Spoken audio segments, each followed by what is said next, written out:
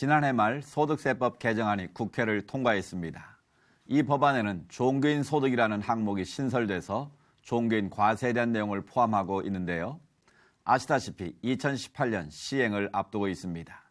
이를 대비하기 위해 교회 재정 건강성 운동에서는 목회자 소득신고 설명회가 필요한 곳에 강사를 지원한다고 하는데요. 오늘 이슈를 보는 창에서는 교회 재정 건강성 운동의 실행위원이신 최후윤 회계사님 모시고 자세한 내용 알아보겠습니다. 나와주셔서 감사합니다. 네, 안녕하세요. 네. 먼저 회계사님이 섬기고 계신 교회 재정 건강성 운동 이 단체에 대해서 소개를 좀 부탁드립니다. 예, 저희 단체가 2005년에 처음 모여서 시작이 됐었는데 네. 교회가 어떻게 하면 좀 더 성경에서 말하는 그 재정 관리 원칙대로 교회가 운영할 수 있을까 네. 하는 관점에서 여러 가지 고민하고 연구하고 또 관련된 자료도 만들고 교육도 하는 단체입니다. 목회자 소득 신고 설명을 위한 강사 지원 프로그램을 준비하셨다고 그러는데 어떻게 마련된 건가요? 예. 현재 교회가 세금 문제 때문에 예를 들어서 국세청을 찾아가더라도 아니면 세무서 찾아가면은 교회라는 특수성으로 잘 모르고 있고 또 교회가 이 세금에 대해서 어디 물어볼 때도 마땅치 않습니다. 네. 그런데 또 그동안 세금 문제에 대해서 시행령 개정이다, 세법 개정이다 여러 가지 이제 복잡한 사안들이 있다 보니까 네. 교회가 어떻게 해야 될지 지금 전혀 준비를 못 하고 있습니다. 네. 네. 그래서 세법 개정이 되니까 그렇다면은 그때를 앞두고 미리 교회가 알아야 될 부분들을 네. 저희가 좀 가서 알려드리고 필요한 네. 부분 교육을 시켜드리는 부분입니다. 네. 아주 좋은 프로그램인 것 같습니다. 종교인 과세에 대한 궁금증 못지않게 오해도 많은 게 현실이거든요. 예. 한국 교회들이 정확히 알아야 할 부분 꼭 집어서 말씀해 주신다면. 우리가 잘못 오해하는 부분은 그동안은 목회자가 세금을 전혀 안 내도 되다가 네. 2018년부터 이제 처음 과세된다 이렇게 오해를 하고 있습니다.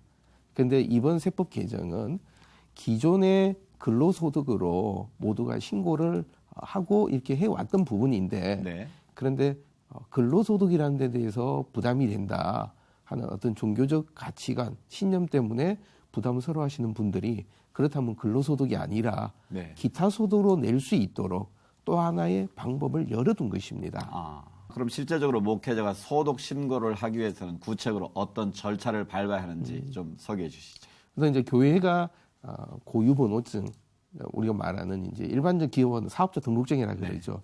교회가 고유번호증을 갖고 있어야 되고, 네. 그리고 또 국세청에 홈택스로 신고하려면은 홈택스 가입하고 그러려면 교회 또 공인인증서도 있어야 되고요. 네. 그러니까 그런 부분들이 일단 기본적으로 준비가 되고 또 교회가 지급하는 사례비, 급여 부분에 대한 항목들을 정리하고 이 부분이 과세냐 아니면 비과세에 해당되느냐 하는 부분들을 정리하는 것이 일단 먼저 필요합니다. 네. 그리고 그 과정에 사례비와 상여금 이외에 다른 여러 목회 활동이라든지 내용들이 많이 있는데 그런 것까지 다 신고를 해야 되는 겁니까? 원칙적으로 실비 정산하는 부분, 그러니까 영수증을 가지고 정리하는 부분은 그럼 과세 소득이 아닌데 네. 그렇지 않고 매월 5만 원, 10만 원 목회 활동비, 목회 도수비 네. 이렇게 영수증 처리를 하지 않으면은 네. 모두가 다 본인의 소득으로 간주가 됩니다. 그렇군요. 그럼 교회에서도 준비할 부분들이 있을 것 같은데 어떤 게 있습니까? 가장 먼저는 지금 현재 세법이 근로소득으로 신고하건 아니면 기타 소득으로 신고하건 두 가지 다 신고하는 사람의 판단에 지금 맡겨두고 있습니다. 네. 그렇다면 우리 교회는 근로소득으로 신고할 건지 네. 또 기타 소득으로 신고할 건지를 교회가 먼저 검토를 해야 되고요. 네. 두 번째로는 이 부분에 대해서 필요 경비가 어떻게 계산되는지 네. 또 어떻게 원천 징수하고 홈택스에는 어떻게 신고 납부하는지 부분에 대한 공부하는 것이 가장 먼저 필요합니다. 그렇군요. 그러면 근로소득으로 신고하는 거하고 기타 소득으로 신고하는 무슨 차이점이 크게 있습니까? 하나는 우리가 가치관적인 측면과 네. 경제적인 측면 두 가지로 좀 나눠 보겠습니다. 그렇군요. 경제적인 측면만 따진다면은 근로소득보다 기타 소득이 훨씬 세액 부담은 적습니다. 네. 어떤 경제적인 부담이 적은 거죠.